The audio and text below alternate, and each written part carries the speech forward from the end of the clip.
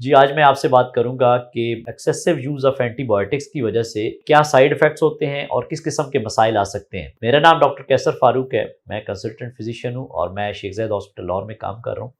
तो आज मेरा आपसे बात करने का मकसद है कि हमारे बहुत सारे लोग हैं जिनको ये पता नहीं है, वो नासमझी समझ लें या उनकी नॉलेज में नहीं है कि एंटीबायोटिक का बहुत ज़्यादा इस्तेमाल करते हैं हमारे लोग, जिसमें सम टाइम आपको कोई छोटा-मोटा फ्लू होता है या इन्फेक्शन उस तरह नहीं हो लग रहा होता, चूँकि बैक्टीरियल हो, तो आप खुद से एंटीबायोटिक्स लेना शुरू कर देते हैं। तो जिसका नुकसान ये होता है कि अब बाद में जब आपको खुदा न ख़ास्ता बड़ा इन्फेक्शन हो, जब बैक्टीरियल इन्फेक्शंस होते हैं, जब ज़रूरत होती है एक्चुअल में आपको एंटीबायोटिक की, तो तब आपकी बॉडी में उसकी रेजिस्टेंस आ चुकी होती है। फैक्टर है पेशेंट से रिलेटेड है और एक फैक्टर डॉक्टर से रिलेटेड है।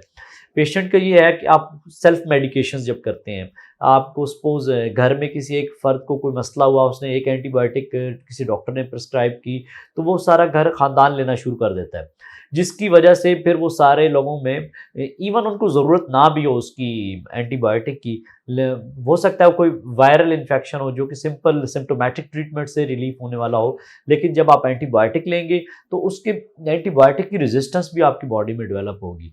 और दूसरा फैक्टर है डॉक्टर्स की तरफ से कि बाज़ दफ़ा डॉक्टर्स हज़रात में भी ये पॉइंट पाया जाता है कि पेशेंट जब उनकी क्लिनिक में विज़िट करते हैं तो जल्दी रिलीफ देने के चक्कर में एंटीबायोटिक का बहुत ओवर यूज़ करवाते हैं, यानी कि ज़रूरत नहीं थी लेकिन यूज़ करवा देते हैं ताकि पेशेंट को रिलीफ या अलार्म जल्दी ठीक हो करने के चक्कर में, जिसकी वजह से एंटीबायोटिक का इस्तेमाल बहुत ज़्यादा होता जा रहा है। और दिन ब दिन एंटीबायोटिक के इस्तेमाल करने की वजह से जो बैक्टीरियल है उसके अंदर रेजिस्टेंस बहुत ज़्यादा आ गई है। और जब हम सपोज़ किसी को जैसे कि टाइफाइड है, एक हमारे रीजन में बहुत कॉमन इन्फेक्शन है, तो अब इसकी एक्सटेंडेड ड्रग रेजिस्टेंस आ चुकी है, यानी कि अब ऑलमोस्ट ये सारी ड्रग से रेजिस्टेंस है सिवाय 1-2 दवाइयों के, और वो बहुत महंगी दवाइयाँ हैं जिनसे लाइक ये जो सेंसिटिव है, जो इसके खिलाफ अमल कर सकती हैं जब आप किसी को भी ये एक्सटेंडेड ड्रग रेजिस्टेंस टाइफाइड या एंटेरिक फीवर डायग्नोज होता है।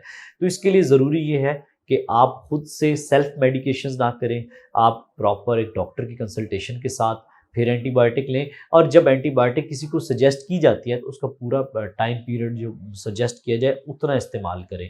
ये नहीं कि आपको एंटीबायोटिक लेना शुरू की, 2 दिन 3 दिन ली, फिर बंद कर दी, फिर अलामत आई, फिर लेना शुरू कर दी, और आपको सपोज़ एक दफ़ा डॉक्टर को चेक कराया था, तब पिछले साल आपने चेक कराया, तब कोई इन्फेक्शन था, उन्होंने एंटीबायोटिक दी, नेक्स्ट ईयर आपको उससे मिलता-जुलता कोई इन्फेक्शन हुआ तो आपने दोबारा लेना शुरू कर दी।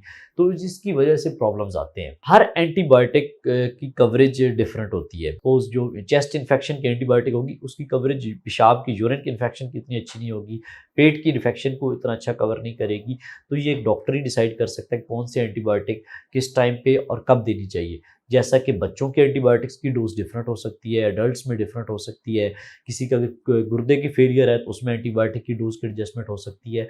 तो आपको बिलावजह सेल्फ मेडिकेशन नहीं करनी चाहिए और अपने प्रॉपर डॉक्टर से डिस्कस करके फिर ही दवाई लेनी चाहिए, ताकि आप उसकी वजह से बहुत सारी कॉम्प्लिकेशन से भी बच सकें। और जब खुदा न खास्ता आपकी तबीयत बहुत ज़्यादा बिगड़े, जब आपको एक्चुअल में एंटीबायोटिक की ज़रूरत हो, तो वो वाली एंटीबायोटिक तब आपको दी जाए और पहले नंबर वाली दी जाए, और जो ज़्यादा महंगी भी ना हो और जो आसानी से अवेलेबल भी हो, ताकि आप उस इन्फेक्शन से जल्दी रिकवर कर जाएँ। सेकेंडली, कोई भी एंटीबायोटिक लेते हैं तो उसके बाकी साइड इफ़ेक्ट्स भी हो सकते हैं। एक तो रेजिस्टेंस वाली बात है, दूसरा गैस्ट्रिक अपसेट है, वॉमिटिंग, डायरिया, इस तरह की प्रॉब्लम्स भी साथ में आ सकते हैं।